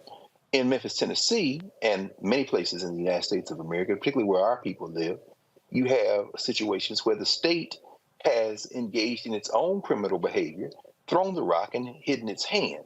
In the case of Mexico, it's easy to kind of zoom out and accuse an entire country of being a rogue place where there is no rule of law and the criminals have taken over. But what do you do when the criminals are wearing the badge? What do you do when the criminals are the people you call on the phone and they show up and execute you and then hide behind sovereign immunity, qualified immunity, hide behind the power of the state? These two cases are not unrelated. In both instances, who ends up suffering are the people. In the case of Mexico, the people cry out to the state for help and intervention, and the state has proven in many ways to be incapable of rolling back the criminality. In the United States, in the city of Memphis, the people cry out for justice, and these concessions, these dozen or so have been fired, are a tiny step in the direction of justice. But never forget that criminality can wear a badge and criminality can be someone without a badge. But either way, the people have the power to transform the state, but we have to be organized to do that. Folks, coming up next, we're going to talk about some transformative. First, we're going to talk about some performative politics by Republicans and Democrats when it came to D.C. setting their own laws, and we'll discuss what the Senate voted on yesterday. I want to give a shout out to some folks, though, who have given to us during the show. Tommy Williams, Huguette Duon, Letitia Cripe, Charlie Stokes, Kenneth Blair, Stephanie Avent, Taking Authority Consulting, Damien Blissett, Donald White, Charles McLaughlin. Guys, put the graphic up, please. Let's go. Thank you. Matthew Price, Shane Inez, Kalinda Lee, Renee Reese, Kelvin Lacey, Lydia Matthews, Gerald Atkins. Let me thank Marilyn Taylor Moye. Thank you so very much. Roxana Deshawn, Alvin Butler, Alakwa Bobbitt, let's see here, Elaine Irvin, Anthony Mosley, Theodore Green, Shantae, also Stephanie Smith, JD, let's see, Sally Jones, Takesha Lee, let's see here, Brandon Winford, JB Bond, Alenia Colvin, Damon Blissett, Samato Dabney, Eaton Hart, Richard Pettigrew, and let's see here, there's a couple of more here. Shelley Williams, Preston, Rosalind Jones, Javago Domino, Gwen, Tylonda Smith, Daryl Somerville, Freddie Ray, Cordell McMillan, Dolores McKeever, Rodney Jennings, Alan Austin, Black Virginia News, Miri Dotson, Craig Wilson, Claudia Douglas, Smith, William Fulton, Kenneth Pierce, Leisha Jackson, Monique Clark, SW, Kenneth Davis, also Vanessa Howard, Robert Jones, Chef Tino, Fern Clement, Sandra Hill, Lakeisha Moore, Sue Horton, William Rogers, Lisa Hall, Jeffrey Carter, Nicole, Gator Bait, William Rogers, Cass Rivers, Shannon Gray, Charlotte Gresham, Carla Sutton, Carl McKenzie, Zelma Hall, Francis Mitchell, Patricia Dennis, Mark Abrams, Ann Williams, Anita Parham, C. Rivera, Cecily Bennett Allen, Hassan, Bobby Anderson, Andre Wilson, Kim Elliott, Shirley Williams, Robert Brown, Kimberly Bailey, Maya Cameron, Shermonica, Scott, Tiffany Told. I want to thank all the folks who gave. Send check your money on P.O. Box 57196, Washington, D.C. 20037-0196. Cash App, $RM Unfiltered. PayPal, R Martin Unfiltered. Venmo is RM Unfiltered. Zelle is Roland@RolandSMartin.com. Roland@RolandMartinUnfiltered.com. Like I said, folks, literally our monthly expenses for the entire network for this show, all staff, rent, everything is $185,000 a month. That's what it costs to fund all of this. And so when you're watching this show, when you're on YouTube and on our app, trust me, it is not free. Staff ain't free, lights not free, rent's not free, none of that stuff is free. And so this is what we're all about. We're fighting, of course, to get the advertising dollars, but your support plays a crucial role in us being able to keep our doors open and giving you the kind of content and the launching of our 24-hour streaming network as well. You're watching Roland Martin Unfiltered on the Black Star Network. Back in a moment. On the next Get Wealthy with me, Deborah Owens, America's Wealth Coach, We've seen the headline. Major tech companies laying off. Google, Facebook, Twitter, just to name a few, and tens of thousands have been laid off as a result. On the next Get Wealthy, we take a look at what it means to recession-proof your career in tech. Joining me will be Kanika Tover, and she's going to be sharing exactly what you need to do to turn anxiety into achievement. Shifting our mindset to thinking that only opportunities exist in big tech is something that we're going to have to shift fast, because there's so many opportunities that are out there that we have to change the way we were thinking about our careers. That's right here on Get Wealthy, only on Black Star Network. On the next, A Balanced Life with me, Dr. Jackie, just who do you think you are? And maybe more importantly, who is it that you think you're trying to please? The answer to that second question is really wrapped up in the first. Think about that. Being the true, authentic you, no matter the circumstance. But we learn the art of forgiveness, not only of forgiving one another, but forgiving ourselves. And we also learn how to love ourselves so that we can love each other. That's next on A Balanced Life, here on Black Star Network. Pull up a chair, take your seat. The Black Tape with me, Dr. Greg Carr, here on the Black Star Network. Every week, we'll take a deeper dive into the world we're living in. Join the conversation only on the Black Star Network. Hi, I'm Gavin Houston. Hi, I'm Carl Payne. Hey, what's up, y'all? It's your boy, Jacob Lattimore, and you're now watching Roland Martin right now.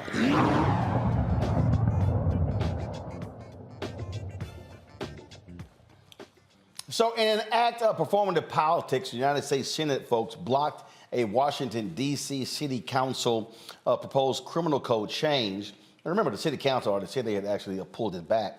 But on Wednesday, Senate Democrats voted along with Republicans to overturn this change, which some would say ease criminal penalties in a city already suffering from rising crime. The final tally was 81-14. You had lots of Democrats, Greg, who wanted to prove that they're tough on the crime as Republicans. A lot of these floor speeches were a joke, listening to individuals. I mean, there was one guy from North Carolina, Tom Tillis, who was complaining about, the impact of this on carjacking when his own state does not have a specific law dealing with that. There was so many of these people who were just full of BS, and most of them had not even bothered to talk to folks in D.C. about the change to their code. No, Roland. In fact, you know this better than I do, brother. Many years ago, I think it was Itabari and Jerry wrote a book called The Last Plantation. Washington, D.C. isn't the last plantation, the Virgin Islands, Guam, Puerto Rico, but Washington, D.C. in many ways is certainly the most offensive plantation in the continent, on the actual North American continent, because the people don't have self-governance. As you said, the city council chair, I think Phil Mendelssohn, they tried to pull the bill back, but that was performance theater. 81-14, the United States Senate voted against this D.C. overhaul over a century. They've been under these laws, and they want to overhaul them. Yes, it's a revised Criminal Code Act. If you're getting pinched in Southeast D.C., and you're talking about reduced sentences for everything from carjacking to robbery, and really getting rid of mandatory minimums and dealing with some of these other things, guess what? You should be able to do that if you have voted in an election. A minute ago, finally, Roland, you mentioned the fact that there are all these local elections about to go on. In Virginia, the whole legislature is up, the state legislature. Wisconsin, that Supreme Court case that is going on there, Supreme Court justice being elected there. Louisiana, Kentucky, and Mississippi, you got gubernatorial elections. Well, those people, regardless of the outcome of those elections, can say, we participated in the political process. What does it mean to live in a city where you vote and your elected representatives say, we're going to ease the burden on some people who get caught up in a system because we don't want to have crime either? And then people from places where they call you the N-word like they eat breakfast every morning decide they're going to rule over you like they stand on some kind of damn porch in Mississippi in a plantation. This is the last plantation. It is indefensible. Joe Biden or Muriel Bowser. Let's just make it interracial and intersex. Both of you should be ashamed of yourselves. The will of the people of D.C. is to revise the criminal code. Damn it. Get out of the way. Gotta love all the people who love talking about local control, Reese, who keep talking about small government and all that sort of stuff like that. But they spent their time voting on this. As if the voters in D.C. had not elected their own representatives to govern them. Well, I mean, we have to talk about the fact that DC is still largely Black. It's not Chocolate City the same way that it used to be. It's a little more espresso with some milk and stuff mixed in there. But the reality is like maybe iced coffee. How about that? But the reality is that one of the prevailing notions of the Republican Party specifically is for Black people to not have full civic involvement. And so the Democrats got this one wrong in terms of joining in on approving this resolution. Now, the resolution had a veto-proof majority, but, they need to stop the fear of being painted as easy on crime when the reality is it doesn't matter if you put 300, 400,000 more cops on the street, they're still going to paint you as being weak on crime. So this was a chance to really put your money where your mouth is with very little, blowback.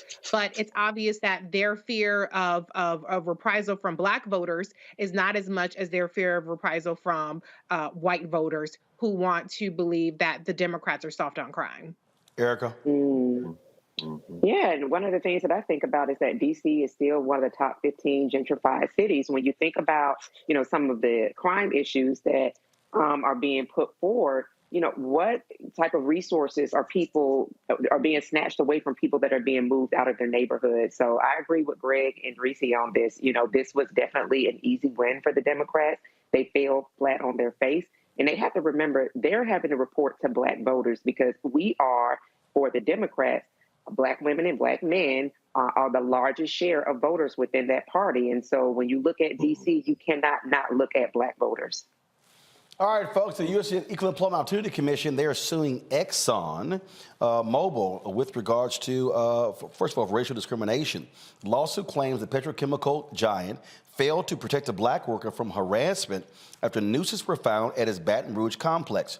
According to the EEOC's lawsuit, a Black employee at Exxon's Mobil's chemical plant found a hangman's noose at his worksite in January 2020. Exxon Mobil knew that 3 other nooses had been displayed at the Baton Rouge complex when he reported the noose. The EEOC alleges that Exxon Mobil investigated some, but not all, of the prior incidents and failed to take measures reasonably calculated to end the harassment. After the employee reported the noose in January, a 5th noose was reported in December 2020 at the complex. The EEOC said that ExxonMobil's actions and omissions regarding the noose incidents created a racially hostile work environment. Well, damn, Reese, Exxon, you need 5 to know it's real? For fuck's sake, you would think that the first one would be enough, but you have no choice but to make the assumption that this was a feature and not a bug of the system. When you do not take action, then you are emboldening people to take this kind of really abhorrent racist behavior. And so the reality is that the comfort or just the basic right and humanity of their Black employees was not a priority over making sure they don't piss off their white employees. But this is what happens, the EEOC's lawsuit, when you actually have a functioning civil rights department or you have functioning civil rights divisions within various departments, unlike what we saw under the Trump administration. Erica? Yeah, I mean, I hope that these workers that were impacted definitely sue the hell out of ExxonMobil, especially since they experienced record profits during the season where price for gas was just high for no damn reason. So, all the more reason why, as Reese always says, Black folks definitely need to be more litigious. We know that there's, something coming forward, but I really do hope that they sue them not only for what they're owed, but because they also experience overflow because ExxonMobil definitely has it to give. Mm-hmm. I just sit here and again, for all the people who say, "Oh, just isolated incidents," Greg. Well, why do you think you have an EEOC? Go to their website and look at what they're investigating. Ain't no such thing as isolated. No, sir. But Roland, again, man, you keep making these points over and over again, brother. This is why participating in the political process is so important. Title VII of the Civil Rights Act of 1964, which deals with employment discrimination, has been widely interpreted differently by different people depending on their politics. Nooses have been appearing as kind of proxies for everything from racial discrimination to intimidation at the workplace for decades. In fact, shout out to one of my students at Howard Law School, Alexa Walker, who was actually writing a paper about it this semester. We just talked about her paper last week. We were talking about employment discrimination, and she's writing about nooses. In fact, you might run into, again, talking about the federal bench, a district court judge who might say, yes, this noose was a threat, was seen as a threat leading it there. But if you can identify the people that did it or the workplace that enabled it, this could be seen as an instance of personal animus rather than racial animus. Now, this has happened when you find, for example, somebody who was threatening somebody by calling them the N-word, or and then they say, okay, well, they didn't call you that because they're racist. They call you that because they ain't like you. A noose is a lot more difficult to nuance because you're clearly trying to gesture toward this idea of lynching, of violence against Black people. But there are judges on the bench, and let's take a guess as to who those judges were appointed by, who might interpret the noose not as a racial threat, but as an attempt to intimidate that you have to demonstrate racial animus in terms of individual intent or structural intent as it relates to an employer to recover from. It's fallen on both sides. It isn't as simple and plain and open and shut as getting a monetary damage recovery or having some form of injunctive relief. It isn't that open and shut, which is why I agree with you, Reese. You've got to have an EEOC who is willing to go to battle with these folk, because sometimes it's really a case of who you get on the bench to decide whether or not you're going to get some relief. Do want to do this here. So the New York Times is reporting that the Trump lawyers believe it is likely that he is going to be charged in the case of Stormy Daniels. Go to first of all, you have a lot of legal analysts who have to predict this stuff, but this is their story here.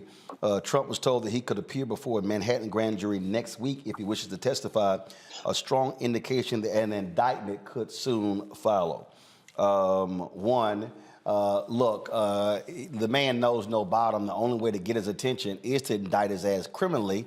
Remember, the lawsuit from Tish James was a civil one where they showed the Trump organization was fraudulent when it came to being tax cheats. And so I'm like, hurry the hell up. Somebody indict this SOB. Reese? Well, it's about damn time, like Lizzo would say. He has been unindicted co-conspirator in the Michael Cohen case for years now. And so finally it's catching up to him.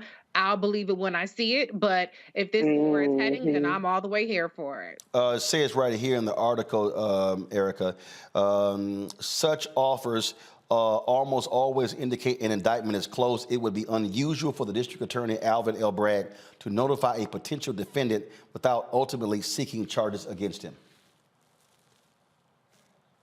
Okay. I mean, I'll believe it when I see the son of a Klansman in handcuffs or an indictment come down. I mean, Carolyn Bryant is still in somebody's nursing facility free, so we'll see.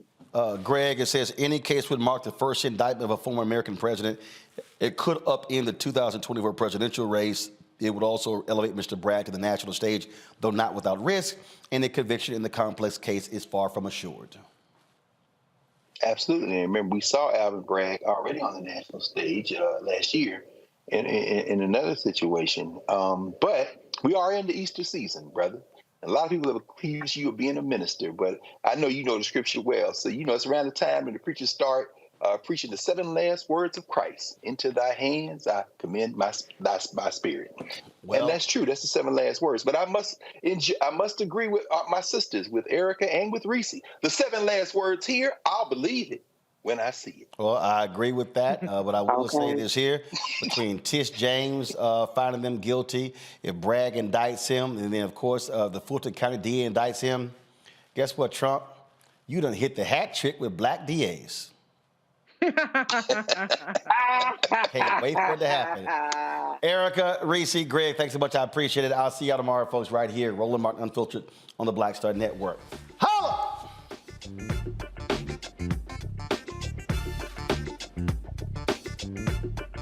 Folks, Black Star Network is here. Hold no punches. I'm real revolutionary right now. Support this man, Black Media. He makes sure that our stories are told. Thank you for being the voice of Black America, Roland. Stay black. I love y'all. All momentum we have now, we have to keep this going. The video looks phenomenal. See, there's a difference between Black Star Network and Black-owned media and something like CNN. You can't be Black-owned media and be scared. It's time to be smart. Bring your eyeballs home. You dig? Pull up a chair, take your seat. The Black Tape with me, Dr. Greg Carr, here on the Black Star Network. Every week, we'll take a deeper dive into the world we're living in. Join the conversation only on the Black Star Network. Hi, I'm Dr. Jackie Hood-Martin, and I have a question for you. Ever feel as if your life is teetering and the weight and pressure of the world is consistently on your shoulders? Well, let me tell you, living a balanced life isn't easy. Join me each Tuesday on Black Star Network for A Balanced Life with Dr. Jackie. We're all impacted by the culture, whether we know it or not. From politics to music and entertainment, it's a huge part of our lives, and we're going to talk about it every day right here on The Culture with me, Faraji Muhammad, only on the Black Star Network. I'm Deborah Owens, America's Wealth Coach, and my new show, Get Wealthy, focuses on the things that your financial advisor and bank isn't telling you, but you absolutely need to know. So watch Get Wealthy on the Black